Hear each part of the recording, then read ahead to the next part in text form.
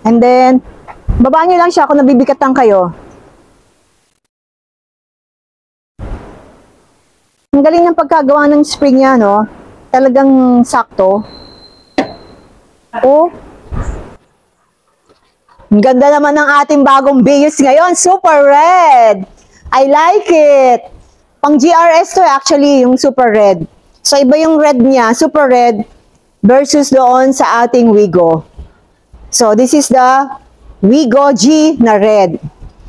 Of course, meron naman tayong Conquest. Mabiling-mabilis sa Toyota Makati, ang Hilux. And of course, syempre, sobrang dami nating inventory. Hindi lang marami inventory. Nagkakaubusan na. Ban lang tayo para ngayong holiday.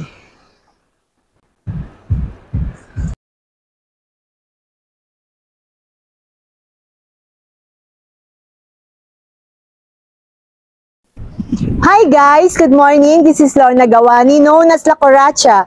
Today, ang ating eco-content is 2024 Commuter Deluxe 2.8 diesel manual. Ang price niya is 1,784,000. And then we have two colors, white and silver. So, tingnan natin yung mga enhancements, yung mga pinagbago, mga dinagdag. So, we have also the backup camera, the reverse camera. And then we have also the 8 inches display audio. And then, meron tayong mga switches na doon sa steering wheel. So, let's go! Okay guys, tingnan natin yung front fascia ng Commuter Deluxe. For the headlamp, it's bi-beam, halogen, multi-reflector. May clearance light din. Wala lang siyang fog light. So, add-on siya. And then, yung kanyang front bumper, pwede siyang pakulayan. So, kinontent ko din siya, I think 1 year ago, pwede siya i-body color. Kung silver to, definitely yung kanyang front rear bumper is silver din. Sukat is 16.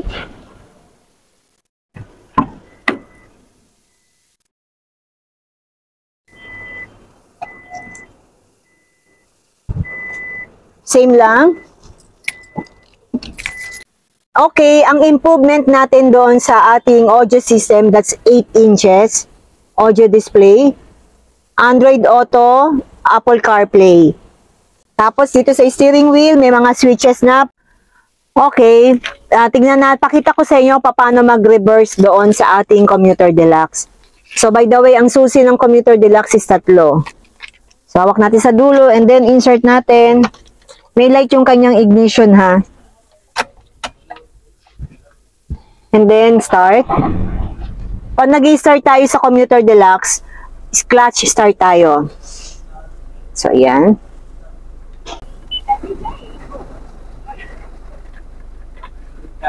Okay, clutch. And then, meron tayong iaangat dito. So, angat. And then, papunta sa harap para mag-reverse. Yan, nakita nyo naman. Meron tayong grid line. So, we have also the pattern. Yan ang pattern. Ang reverse niya, may iaangat tayo and then reverse papunta dun sa harap. So, let's see kung paano umatras.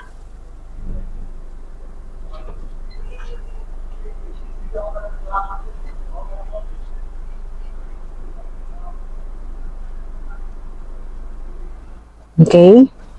Balik natin sa neutral. And then, patayin na natin yung ating makina. So, here. So, parehas tayo dun sa front. Ang pinagbago lang, it's 8 inches, Apple CarPlay, Android Auto.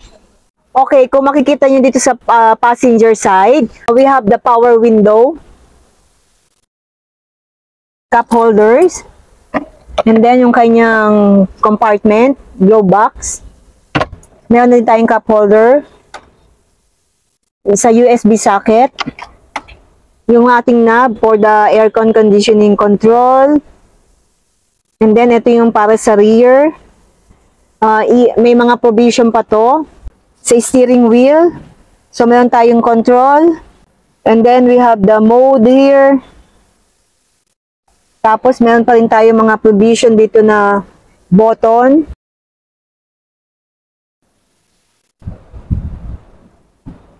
Ang mga latch para doon sa ating gas and sa hood.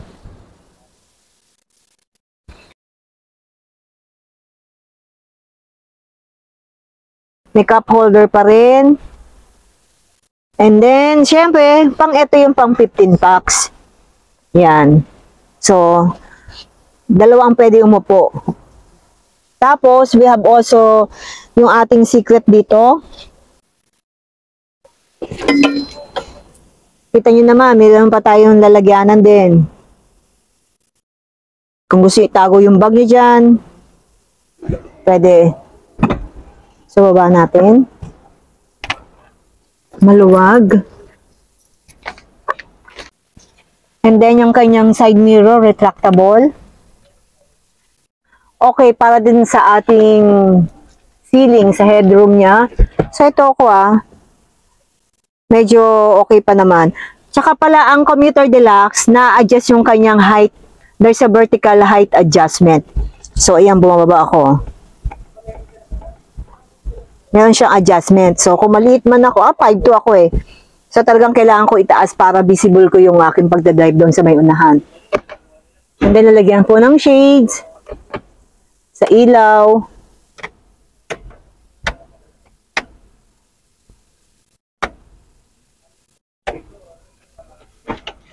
Wala tayong vanity para doon sa mga visor. May assist grip. Sa driver, meron din. Okay, punta tayo doon sa rear ko. Okay, yung kanyang pang-stepping is same with the GR Gandia, Super Gandia. Meron din siyang ilaw para at least, mas okay. Ako naman ang ginagawa ko nito, gusto ko puti para visible. Lalo sa mga dilim. Pero depende kung ano yung gusto niyo po. And then we have the jack.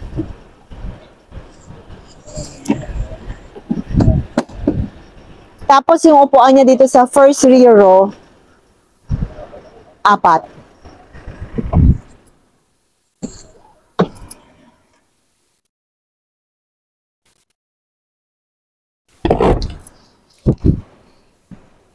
So, 1, 2, 3, 4.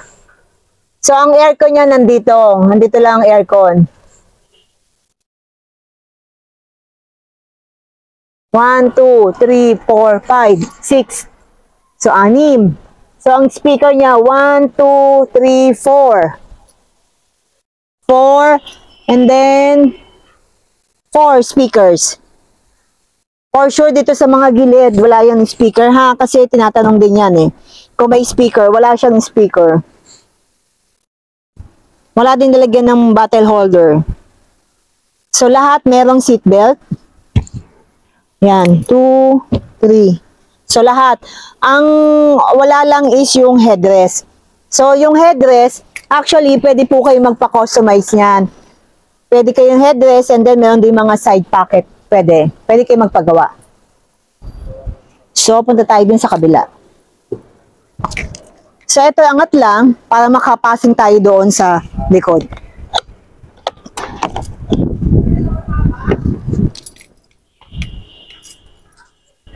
So, dito, 1, 1, 2. So, tag-iisa rin ng kanyang seat belt. Napaka-importante po talaga na naka-seatbelt kayo. Huwag kayong mag-a-assume na okay lang yan, di na ako magsi-seatbelt. No, pag once nagta-travel kayo, kailangan naka-seatbelt for safety purposes. Ito ring gilid niya, wala. Hindi siya parang gamusa lang to, Wala. And then ito. Ito din pala, same with GL Gandia. Parehas lang.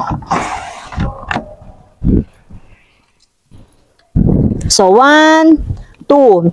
So, ito, meron tayong in between. So, may space going to third row. So, tingnan natin yung third row. Pero wait tingnan nyo. Kasya naman ako pa-side nga lang.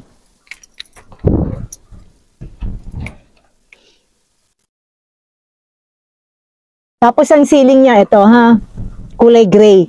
Walang aircon sa ceiling, kundi nandoon lang sa may likod ng driver passenger. Punta tayo sa likod.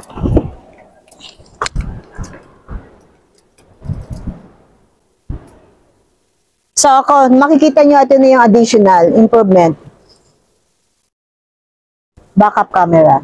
Kung makikita nyo din, it's black, yung kanyang rear bumper. Pwede rin siyang paputi, pwede rin siyang body color. Kung ano po yung gusto nyo, pwede po sa Toyota Makati. Exclusive sa Toyota Makati po yung pagpaparepaint po ng mga bumper.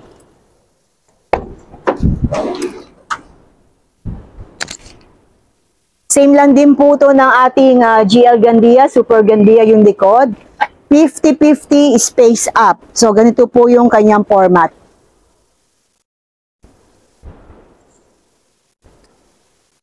Baba natin.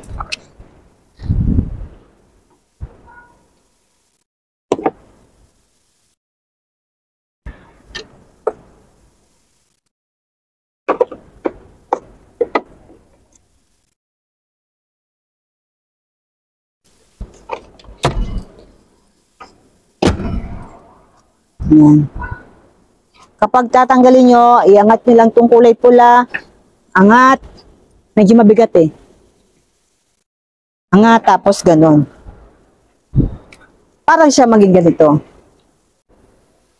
Ayan, tapos iangat natin to. And then, babaan nyo lang siya kung nabibigatan kayo. Ang galing ng pagkagawa ng spring niya, no? Talagang sakto. Oh, feeling ko parang nasa part siya ng hydraulic. Pero wala naman. Pero tingnan nyo, ang galing. Na-amaze ako. Actually, na-amaze ako ngayon. Siguro yun din ang mga improvement din eh, na hindi lang nailagay sa brochure. I think. Hindi po ako nagmamagaling, parang nakita ko siya, yan, kung paano siya bumaba ng kusa. Yan. Tapos yung ceiling, pagmasdan natin, wala po talaga siyang aircon sa mga ceiling.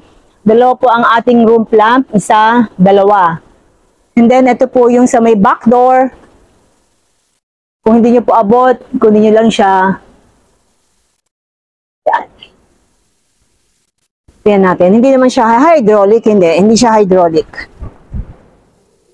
Mabigat lang. Walang back sensor. So, add-on. Pero no need na ang back sensor, mas okay yung backup camera niya, yung reverse camera.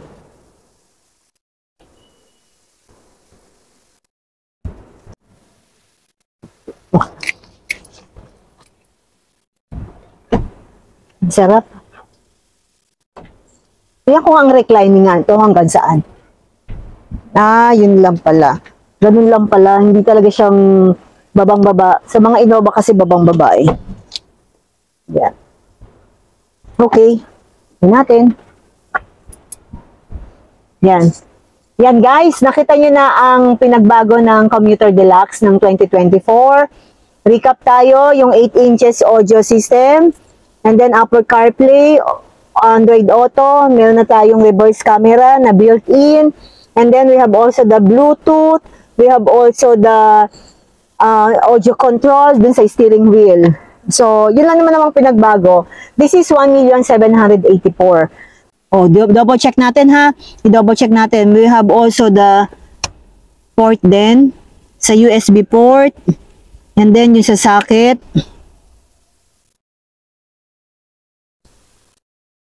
Yan. So, okay naman siya. Okay. Salamat sa inyong panonood. This is Lorna Gawani, known as La Coracha. Please subscribe, like, and share kung hindi pa po kayo nakaka-subscribe sa akin para at least updated po kayo sa mga videos na akin ina-upload. And then, kung may mga katanungan kayo, please comment below. So, thank you so much. This is Lorna Gawani, known as La Coracha.